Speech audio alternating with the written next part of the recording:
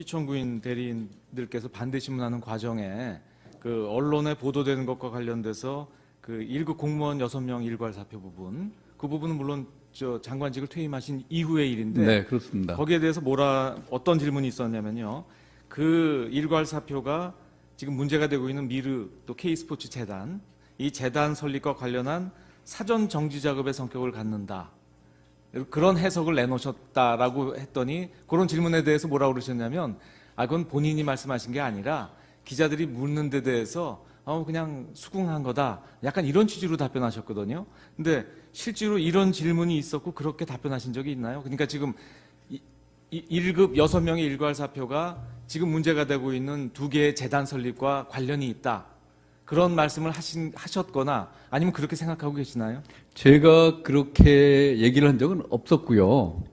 그러한 의문을 문체부의 많은 후배 공무원들 그리고 언론 쪽에서 그렇게 짐작을 하는 얘기를 많이 들었습니다. 어떤 점에서 연결을 시키고 있죠? 그런 문제 제기를 하는. 아까 말씀드린 것처럼 특히 이제 이 강제퇴직당한 1급들이 굉장히 뭐랄까 좀 위에서 보기엔 뻣뻣하다고 할 정도로 굉장히 강직한 사람들입니다. 그러니까 그 사람들이 아마 있었으면은 보나마나 아마 시비를 걸었을 만한 사안이거든요. 그렇기 때문에 많은 문체부의 후배들이 이게 지금 보니까요, 그거 정리하려고 그랬던 것 같습니다. 그렇게 얘기를 했고, 저도 그러냐, 그런 상황이었습니다. 네, 알겠습니다. 네. 방금 말씀하신 그 1급 직원들 일괄 사표 관련한 부분 물어보겠습니다. 네. 아까 증인이 이제 증언하시면서 2014년 6월에 김소영 비서관이 네. 그 1차관을 통해서 문건을 가지고 명단이 적힌 문건을 가지고 와서 증인에게 보고했다, 이렇게 네. 말씀하셨잖아요. 네. 그때 그 가져온 문건에는 사람 이름들과 뭐 직책 이런 것들만 있었습니까? 네, 그것만 있었습니다. 예, 그러면 오히려 제 기억에는 사람 이름만 있고 직책이 이렇게 상세하게 적혀져 있지 않았던 걸로 저는 지금 기억을 합니다. 예, 그걸 묻는 게 아니고요. 그러니까 네. 그 이외에 다른 건 적혀 있지 않았다면 단순히 명단만 보낼 까닭은 없는 거 아니겠어요? 그러니까 명단을 보내면서 그 김소영 비서관이 차관에게 전달한 내용은 무엇이었나요? 그러니까 그 명단에 있는 사람들은 절대로 지원해서는 안 된다라는 취지였습니다. 그러니까 구체적으로는 뭐 그런 정도만 있었나요? 아니면 구체적으로 뭐 어떤 뭐 지원의 내용까지 언급한 것이었습니까? 지원의 내용은 가장 당연히 저희가 생각했던 거는 우선 국고와 문해진기금의 재정 지원을 끊으라는 그런 걸로 저희는 받아들일 수밖에 했습니까? 없었습니다. 예. 그리고 아까 증언에서 이제 그런 문서를 전달받은 다음에 이것은 곤란하지만 하여튼 성의 표시는 해야 되겠다라고 네. 증인이 이제 표현을 했습니다. 그래서 이제 1급들로 하여금 무슨 기구를 구성했다고 네. 하셨잖아요. 예. 그게 무슨 TFT 성격의 것이었나요? 아니면 그렇습니다. 구체적으로 그럼 TFT의 뭐 이름을 뭐라고 정했습니까? 저는 이름을 정한 기억이 없는데 나중에 뭐 어느 자료에서 보니까 무슨 건전 콘텐츠 뭐 어쩌고 뭐 이런 식으로 이름을 붙였던 걸로 나중에 자료를 봤습니다. 그 TFT는 전부 그럼 구성원이 1급들로 이루어진 것이었습니까? 1급들이 전체가 다 들어가진 않았고요. 그러니까 콘텐츠 쪽, 그다음에 문화예술 쪽, 그다음 종무 쪽, 이런 쪽이 주로 해당이 됐기 때문에 그 사람들이 중심이 됐습니다. 그리고 거기에 이제 간사로 기획 홍보실장이죠. 기획관리실장이 이제 간사로 해갖고, 그 사람들이 모여서 하는 아주 형식적인 그런 기구로 만들었었습니다. 그러면 그 TFT는 그 14년 6월 그 이후부터 언제까지 활동을 했습니까? 14년 6월에 만들었는데 실제로 활동한 거는 없고요. 그렇게 만들 수밖에 없었던 게, 조금 설명을 조금 드리면은, 제가 이제 지금 6월 달에 나왔을 때 예, 저는 이제 그만두기로 다 생각을 했었기 때문에 제가 나중에 나오는 상황에서까지 그거는 결국에는 굉장히 큰 피해가 예상될 수도 있는 그런 건이기 때문에 제가 그 사람들한테 뭐 이거 이렇게 해라 저렇게 해라 강요할 수가 없었습니다. 그래서 증인이 그럼 7월에 퇴직을 하셨는데 네. 퇴직할 때까지 그 TFT에 활동한 결과에 대해서 보고받은 적이 있습니까? 어떻게 이것은 어떻게 처리해야 되겠다라는 건건이 그때까지 무슨 그 지원 심의 여부를 갖다 결정해야 되는 그런 상황은 없었던 것 같고요. 아까 제가 증언한 대로 이 건에 대해서는 뭐 우리가 그때까지 안 했던 것처럼 앞으로도 이거는 저희가 할 수가 없다, 하지 말아야 된다라는 그러한 합의가 있었습니다. 그리고 그 합의를 그냥 원만하게 아무튼 저희가 이 거절하는 그런 모양을 갖추기로 하고 그 기구를 만들었던 겁니다. 그 나중에 일괄 사표를 6명이 냈죠. 6명이 낸 형식을 갖췄죠. 네네. 근데 그건 이제 증인이 퇴직한 네. 이후의 일인데, 네. 그럼 증인이 근무할 당시에 그 6명 중에서 이제 실제 퇴직된 사람은 3사람입니까? 네, 그렇습니다. 그 3사람이 증인 근무 당시에 이 명단과 관련해서 특별히 다른 그 머무르게 된, 계속 근무하게 된 나머지 3사람과 달리 무슨 달리 어떤 주장을 하거나 어떤 그 지시에 대해서 반대하거나 뭐 특별히 다른 점이 있었나요? 뭐 예를 들면은 가령 이제 김기춘 실장이 CJ 엔터테인먼트에서 만든 영화 변호인 나왔을 때 그것을 왜 돈을 줬느냐? 문화부에서 만든 그 펀드가 거기에 일부 투자가 된 게 있었습니다. 근데 거기에 대해서 이제 질책을 했는데 저희는 뭐 전혀 문제가 없지 않느냐? 그거는 투자 차원에서 된 것이고 문화 융성을 하는 차원에서 오히려 뭐 아무튼 등등. 근데 거기에 해당된 사람이 콘텐츠 실장입니다. 그리고 콘텐츠 실장은 역시 그 TF팀에 있었고 결국 거기에 대해서 책임을 묻고 강제퇴직 당할 수밖에 없는 그런 상황이 됐었던 거죠. 그 콘텐츠 실장, 그러니까 이 신용원 실장인가요? 예, 그렇습니다. 그 이외에 다른 퇴직한 2사람은 어떤 뭐, 어떤 관련이 있었어요? 가령 기획실장은 간사로서, 전체 간사로서 지금 뭐 책임을 결국 물은 거고요. 그 같은 차원이 지금 송수근 지금 1차관이 된 친구가 기획실장이었는데 지금 간사로서 지금 뭐 정치권에서 지금 책임을 묻지 않습니까? 그거 같은 차원입니다. 그 다음에 종무실장. 역시 뭐 종교계에 대해서도 마찬가지로 그 세월호 사건 났을 때 종교계에서 굉장히 반발이 많지 않았습니까? 거기에 대해서도 마찬가지로 책임을 물은 게 종무실장 김용삼이었고, 그러니까 그 3명이 가장 대표적으로 정리 대상이 될 그 수밖에 이외에 없었던 나머지 3명은 뭐 이름은 제가 말씀 안 하겠는데 해외 문화원장, 네. 아시아 문화 중심 도시 추진단장, 예, 국립도서관장이었죠. 상관이 없는 사람들이죠. 그러니까 그 업무랑. 결국 그 사람들은 직접 이 명단에 기재된 사람에 대한 지원 배제 이런 것과 관련된 업무를 취급하는 사람은 아니었죠. 네, 그렇습니다. 네, 그렇기 때문에 빠질 수 있었던 겁니다. 수고하셨습니다. 예, 대통령 리더십 관련해서 몇 가지만 묻겠습니다. 그 증인께서는 2013년 8월 김기춘 실장이 취임하기 전에는 대통령 리더십에 크게 문제가 없었는데 그 이후에 좀 문제가 생긴 것 같다 이런 취지로 증언하셨죠. 네. 그러고 2014년 1월에 그 증인이 대통령을 면담하는 자리에서 제가 들어올 때는 반대하는 사람을 안고 가겠다 하고 그 부분에 대해서 대통령께서도 뭐 아까 이제 뭐 약속이다 이런 거에 대해서 문제가 있었습니다만 그런 취지의 승낙을 하셔서 네. 들어가게 됐고 네. 그거에 대해서 이의를 제기하니까 그때 대통령께서는 그 원래 하던 대로 하세요. 뭐 네. 이런 취지로 대답을 하셨죠. 예. 그럼 그때까지는 피청구인이 그 리더십이 어땠습니까? 그러니까 좀 위임하고 또 반대자를 끌고 가고 그런 취지의 생각을 가졌던 것 같습니까? 어떻습니까?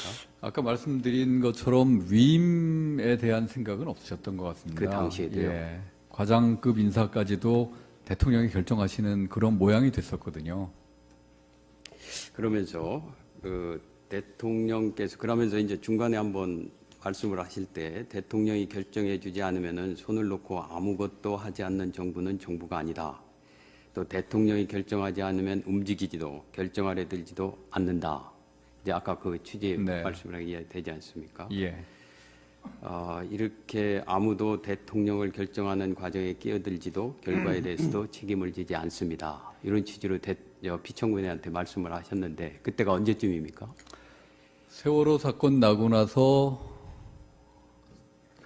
제 기억으로는 한 2차례 그런 기회가 있었는데요. 한 번은 그 대국민 담화 발표한 다음에 한 번 있었고, 그 다음에 세월호 관련 무슨 국무위원 토론 행과가 있었습니다. 그 자리에서도 한 번 다시 또 그런 취지의 말씀을 드린 적이 있는 걸로 기억합니다. 네, 그러면은 2014년 1월경에는 뭐 증인한테 하던 대로 하십시오. 그렇게 했다가 아까 이제 그 세월호 직후라든지 이런 때에 그런 취지의 얘기를 했을 때 그때는 대통령 그 피청구인이 무척 화를 냈다.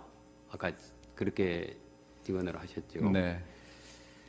이 피청구인이 이렇게 좀 그 어느 면에서 반대되는 의견을 제시한다든지 이런 거를 할 때 막 짜증내고 또 화를 내고 이런 좀 변화됐다고 할까요? 그런 때는 언제쯤으로 추정을 하세요? 저희 기억으로는 세월호 참사 이후에 그런 모습을 봤습니다. 그 전까지는 제가 2014년 1월 29일에 가서 저로서는 굉장히 힘든 말씀을 드렸는데도 불구하고 거기에 대해서 전혀 짜증을 안 내시고 뭐 원래대로 하세요. 그렇게 얘기를 했기 때문에 제가 용기를 내서 그렇게 할 수가 있었는데 세월호 사건이 난 이후로는 제가 다시 그런 말씀을 드렸을 때는 짜증을 내셨거든요. 그러니까 그것이 하나의 뭐 계기나 어떤 동기가 되지 않았나 하는 그런 생각을 하고 있습니다. 그러면은 증인께서는 대통령의 리더십의 스타일 변화, 스타일 변화가 세월호 사건이 영향을 준 것 같다. 이런 취지의 말씀이십니까? 확신은 못합니다만 제가 목격한 바로는 뭐 그렇게 짐작할 수 있겠습니다. 그 아까 승마협회는 굉장히 그 문체부에서 관할하는 그 협회 중에서 굉장히 작은 단체라고 하셨죠. 네. 그 승마협회의 회장사가 뭐 한화에서 삼성으로 바뀌었지요. 네. 이런 그 협회 회장 바뀌는데 문체부가 관여하고 뭐 그런 건 없습니까? 제가 예전에 문공부 시절부터 문체부 뭐 등등 오랫동안 이제 체육행정을 옆에서 봐왔지만 그렇게 문체부 공무원들이 한가하지 않습니다. 예, 네. 잘 알겠습니다. 네, 한두 가지만 여쭤보겠습니다. 아까 그 1급 공무원들을 자르지 않았더라면은 이 문화재단이나 지금 문제가 된 미르 재단이나 K스포츠 재단 같은 것이 안 만들어졌을 것이다. 이런 말씀을 하셨는데 그건 이제 짐작인 거죠, 그거는. 그러니까 그들이 그렇게 얘기하는 것에 대해서 그러니까 저희 후배 직원들이나 밖에서 언론들이나 그렇게 얘기하는 것에 대해서 그냥 뭐 제 생각이 그냥 그렇게 했다는 거죠. 제가 그렇게 얘기를 했다는 게 아니고. 지금 그 두 재단, 문제가 된 미르 재단하고 네. K스포츠 재단, 이런 형태의 재단이 네. 이런 형태의 재단이 증인이 그 문공부 시절부터 쭉 문화부, 문체부, 문광부 이런 쭉 이름이 바뀌면서 계속해서 거기서 근무를 하신 거죠. 네, 예. 그렇습니다. 이런 재단이 만들어진 적이 예를 들면 청와대 주도로 이런 재단이 기업의 출연을 받아가지고 청와대 주도로 만들어진 이런 문화재단이나 스포츠재단이 혹시 기억이 나십니까? 전혀 없습니다. 전혀 없습니까? 예. 그다음에 이제 그 아까 이윤택 씨는 뭐 지원을 받았다고 아까 질문하다가 그냥 중간에 끊어졌는데 그분은 명단에 올라 있는데 어떻게 지원을 받은 거예요? 그 부분을 좀 설명을 드리면요. 명단이 없었다라고 주장을 하는 사람들은 그 명단에 있었던 사람들 중에서 지원을 받은 사례가 있다라는 거를 이제 반증으로 듭니다. 그런데 실제로는 문체부 공무원들이 제가 사무관 때였던 것처럼 명단에 있는 사람들을 빼주기 위해서 굉장히 많은 노력을 했습니다. 그래서 그 와중에서 지원을 받은 사람들이 있었어요.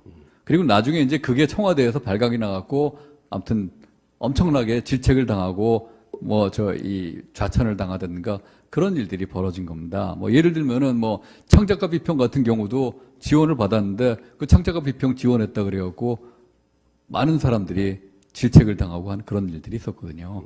그러니까 명단 자체가 워낙 허술하게 만들어졌기 때문에 빠져나갈 수 있는 구멍이 있었고 그 결과에 대해서 아무튼 뭐 지금 이쪽에서는 명단이 없었다는 그런 그 반증의 사례로 얘기를 하고 이쪽에서는 아무튼 뭐 다른 또 사례로 되고 네, 그런 겁니다. 네, 한 가지만 더 여쭤보죠. 그 네. 증인이 이제 아까 7월 16일 날 이제 면직이 됐다 이렇게 네. 말씀을 하셨는데 그 인사 발표는 언제 있었습니까? 7월? 6월 한 달쯤 전이죠. 6월 13일인가요? 제가 모스크바 출장 가 있는 동안에 개각 발표가 났습니다. 모스크바 출장 가 있는 동안에 개각 발표가 났습니다. 그 정성근 후임이 이제 정성근 예. 씨가 장관으로 이렇게 예. 제청이 됐는데 그분이 그 청문회 과정에서 결국은 그만두고 말았는데 예. 그 후임 장관이 임명된 뒤에 면직이 된 건가요? 그다음에 아니요. 정성근 씨는 이제 어떻게 안 돼 버렸고 예, 정성근 후보가 결국 안 됐는데 그 후임 장관을 지명하는데 한 달 정도 시간이 걸렸던 걸로 기억을 하는데 뭐 그 상황에서 그냥 면직 통보를 받았습니다. 그러니까 통상 우리가 그런 경우가 많이 있는데 청문회 네. 과정에서 그러면은 대개는 후임까지 임명되고 나서 면직 처리를 하던데 예. 아까 증인은 중간에 그냥 면직이 됐다고 그래서 지금 여쭤보는 예. 그렇게 된 겁니까? 상황이?